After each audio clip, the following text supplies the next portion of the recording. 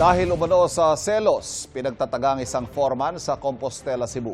Sa Lapu-Lapu City naman, pinatay at tinakawan pa ang isang babaeng senior citizen. Narito ang Ronda Probinsya.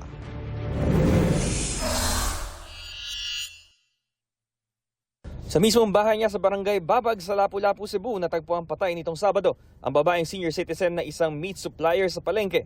Batay sa investigasyon, nagtamo ng saksak sa leeg at sugat sa iba pang bahagi ng katawan ng biktima. Pagnanakaw ang isa sa tinitingnang motibo sa krimen. Nawawala kasi ang kita ng biktima na nasa kalahating milyong piso, pati ang kanyang kotse. Hindi naman mahagilap ang lalaking pamangkin ng biktima na kasama sa negosyo. Ayon sa mga saksi, nagmamadali umano umalis ang pamangkin ng biktima noong Biyernes. Nakipag-ugnayan na ang pamilya sa barangay tungkol sa CCTV para matukoy kung ang pamangkin ang may dala na sasakyan ng biktima.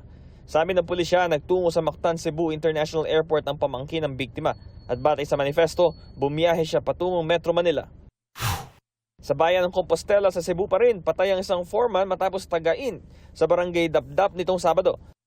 Natagpuan ng bangkay ni Rodelio Behok sa isang tulay.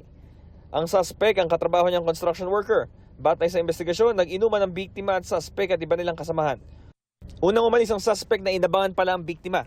Tumangas ang suspect matapos ang krimen. Naaresto siya kalaunan sa kanyang bahay sa Danao City. Na-recover din ang taga na ginamit sa krimen. Selos ang tinitingnan ng pulisya na motibo sa krimen. Sabi raw kasi ng suspect sa pulisya, karelasyon ng biktima ang kanyang asawa. Humingi ng tawad ng suspect dahil sa kanyang nagawa.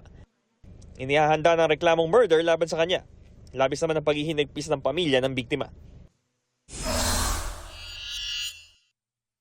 Sa Davao City, patay ang isang binatilyo matapos hampasin ng 2x2 na kahoy sa barangay Kalinan proper nitong linggo. Ayon sa pulisya, nagiinuman sa labas ng isang bar ang dalawang suspect nang biglang dumating ang biktima na may isang kasama. Una raw sinuntok ng biktima ang isa sa mga suspect. Kaya pinagtulungan ng biktima na hampasin ng 2x2 hanggang sa mapatay.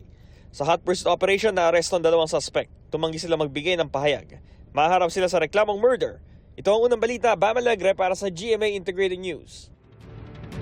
Kapuso, huwag magpapahuli sa latest news and updates. Mag-iuna ka sa balita at mag-subscribe sa YouTube channel ng GMA Integrated News.